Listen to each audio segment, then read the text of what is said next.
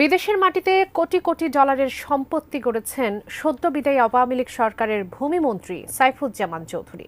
যুক্তরাজ্যে ৩৬০টি, যুক্তরাষ্ট্রে ৯টি, দুবাইয়ে ৫৪টি বাড়ি ও অ্যাপার্টমেন্ট রয়েছে তার। এছাড়াও বাড়ি রয়েছে সিঙ্গাপুর, মালয়েশিয়াতেও। সব মিলিয়ে দেশের বাইরে প্রায় ৮,৩৬৭ কোটি টাকারও বেশি সম্পদের পাহাড় গড়েছেন সাইফুজ্জামান। কিন্তু সরকারি বেতন পেয়ে কিভাবে ভিনদেশের মাটিতে এত বিশাল সাম্রাজ্যের মালিক বনে গেলেন তিনি? কাতার ভিত্তিক সংবাদ মাধ্যম আল জাজিরার অনুসন্ধানে তা উঠে এসেছে। আরো জানাচ্ছেন সহকর্মী SI Raj. She knows I have a business here, and I also have a portfolio in Dubai. I have the best property in downtown.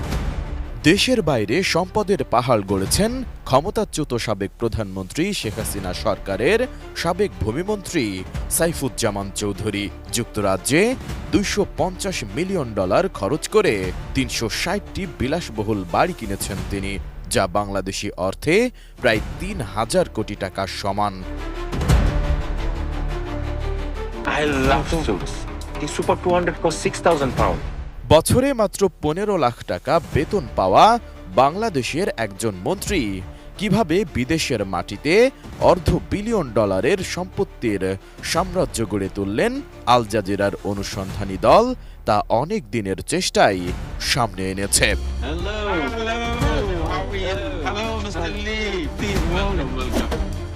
পরে ১৮ সেপ্টেম্বর মিনিস্টার্স মিলিয়নস শিরোনামে এক প্রতিবেদনে সাইফুজ্জামানের অঢেল সম্পদের তথ্য প্রকাশ করে আল জাজিরা। বাংলাদেশের আইন অনুযায়ী কোনো নাগরিক দেশ থেকে বছরে $১২,০০০ বেশি নিতে পারবে না। দায়িত্ব পালনকালে মন্ত্রীরা কোনো ব্যবসা থেকে লাভবান হতে পারবে না।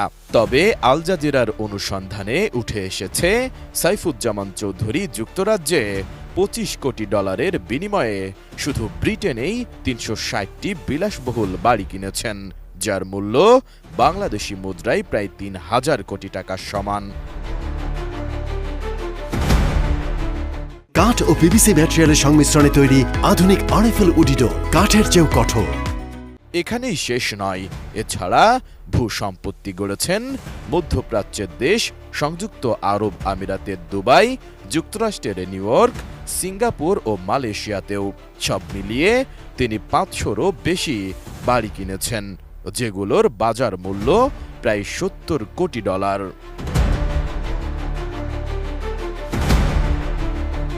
আল জাজিরা বলছে, সাবেক প্রধানমন্ত্রী শেখ হাসিনার সঙ্গে বেশ ভালো সখ্যতা ছিল সাইফুজ্জামানের। গোপন ক্যামেরায় ধারণকৃত ভিডিওতে তাকে নিজেই এই স্বীকারোক্তি দিতে দেখা যায়। সেখানে তিনি বলেন, আমার বাবা শেখ হাসিনার খুব কাছের লোক ছিলেন, আমিও তার কাছের লোক। শেখ হাসিনা আমার বস, তিনি জানেন যুক্তরাজ্যে আমার ব্যবসা আছে। আল জাজিরার ওই প্রতিবেদনে আরও বলা হয়েছে, সাইফুজ্জামান চৌধুরী ২০১৭ সালের দিকে সম্পত্তি কেনা বাড়িয়ে দেন। ২০১৯ সালে যখন তিনি মন্ত্রী হন তখন এটি আরও বেড়ে যায়। প্রতিবেদনে বলা হয়েছে, গত বছর তাদের এক সাংবাদিক বিনিয়োগকারীর ছদ্মবেশে সাইফুজ্জামানের $১,৪০,০০,০০০ মূল্যের বাড়িতে যায়। সে সময় গণমাধ্যমটির সাক্ষাৎকারে তার বিলাসবহুল জীবনের গল্প করেন সাইফুজ্জামান। অনেকটা অহংকারের সুরেই তিনি জানান, তিনি কুমিরের চামড়ার তৈরি জুতা পরেন। এ জুতার জন্য $১,০০০ খরচ করেন তিনি। বলেন, এগুলো উট পাখি ও কুমিরের বুকের চামড়া দিয়ে তৈরি জুতা। সম্পূর্ণ বুকের চামড়া দিয়ে তৈরি জুতাগুলোর দাম £৬,০০০, আর অর্ধেক কুমিরের বুকের চামড়া ও বাছুরের চামড়ার অর্ধেক দিয়ে তৈরি জুতার দাম £৩,০০০ এবং লন্ডনের সবচেয়ে দামি দোকান থেকে ইতালিয়ান স্যুট তৈরি করেন।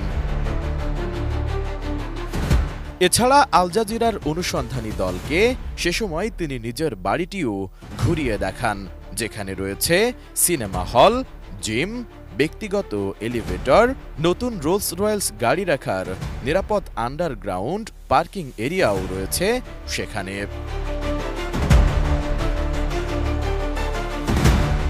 সাইফুজ্জামান আল জাজিরার কাছে তখন দাবি করেন, যুক্তরাজ্য, যুক্তরাষ্ট্র ও আরব আমিরাতে নিজের বৈধ ব্যবসার মাধ্যমে এই সম্পদ কিনেছেন তিনি।